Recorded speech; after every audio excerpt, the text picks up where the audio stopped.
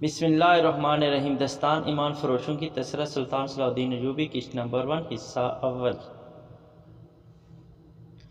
جب ذکر سلطان صلاح الدین ایوبی کے خیمے میں پہنچی تم پرندوں سے دل بلایا کرو، سپاہ گیری اس انسان کے لیے خطرناک کھیل ہے جو عورت اور شراب کا دل دیدہ ہو۔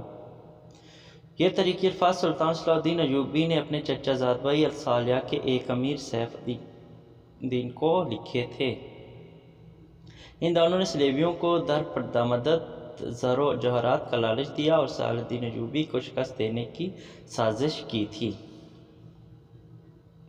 سلیبی یہ چاہتے تھے، انہوں نے حملہ کیا اور صالح اور سیف الدین نے ان کی مدد کی۔ صلاح الدین ایوبی نے ان سب کو شکست دے دی۔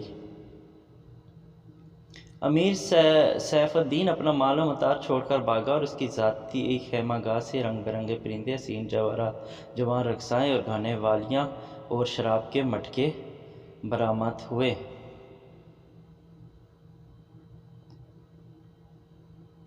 سلطان نے پرندوں، گانے والیوں اور سازدنوں کو آزاد کر دیا اور امیر سیف الدین کو اس مضمون کا خط لکھا: تم دونوں نے کفار کی پشت پناہی کر کے ان کے ہاتھوں میرا نام و نشان مٹانے کی ناپاک کوشش کی ہے، مگر یہ نہ سوچنا کہ تمہاری یہ ناپاک کوشش عالم اسلام کا بھی نام و نشان مٹا سکتی تھی۔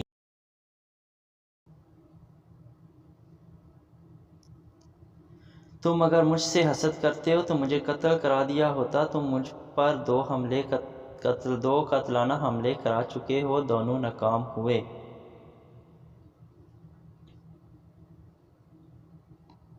غیر مسلم مسلمانوں کا دوست نہیں ہو سکتا۔ تاریخ تمہارے سامنے ہے، اپنا ماضی دیکھو۔ شاہ افریدی اور ریمنڈ جیسے اسلام دشمن تمہارے دوست صرف اس لیے بنے کہ تم نے انہیں مسلمانوں کے خلاف جنگ میں اتارنے کی شہ اور مدد دی ہے۔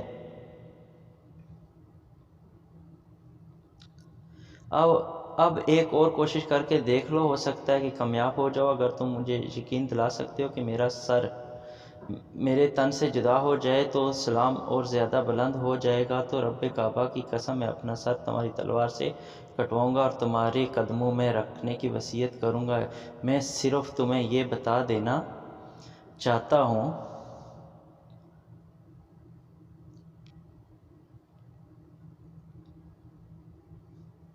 اگر وہ کامیاب ہو جاتے تو ان کا اگلا شکار تم ہوتے، اور اس کے بعد ان کا یہ خواب بھی پورا ہو جاتا کہ اسلام صفاستی سے مٹ جائے۔ تم جنگجو قوم کے فرد ہو، فن سپاہ گیری تمہارا قومی پیشہ ہے۔ ہر مسلمان اللہ کا سپاہی ہے، مگر ایمان اور کردار بنیادی شرط ہیں۔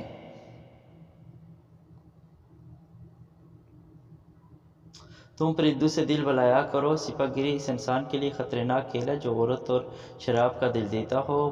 میں تم سے درخواست کرتا ہوں کہ میرے ساتھ تعاون کرو اور میرے ساتھ جہاد میں شریک ہو جاؤ۔ اگر یہ نہ کر سکو تو میری مخالفت سے باز آ جاؤ، میں تمہیں کوئی سزا نہیں دوں گا۔ اللہ تعالیٰ تمہارے گناہوں کو معاف کر دے۔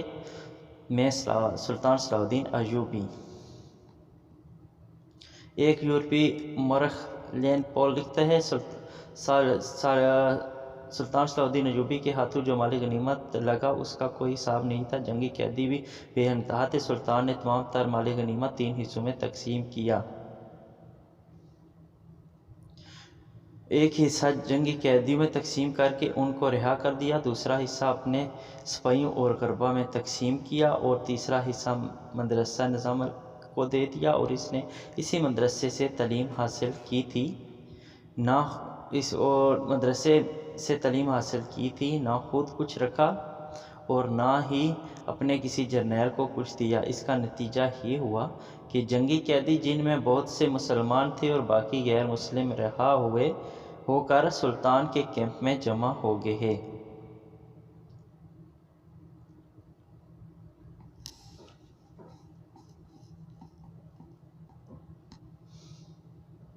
اور سلطان کی اطاعت قبول کر کے اپنی خدمت فوج کے لیے پیش کر دی۔ ایوبی کی کشادہ ظفری اور عظمت دور دور تک مشہور ہو گئی۔ یہ تھی آج کی پہلی ایپیسوڈ۔ مزید اچھی اور اسلامی سٹوری سننے کے لیے ہمارے چینل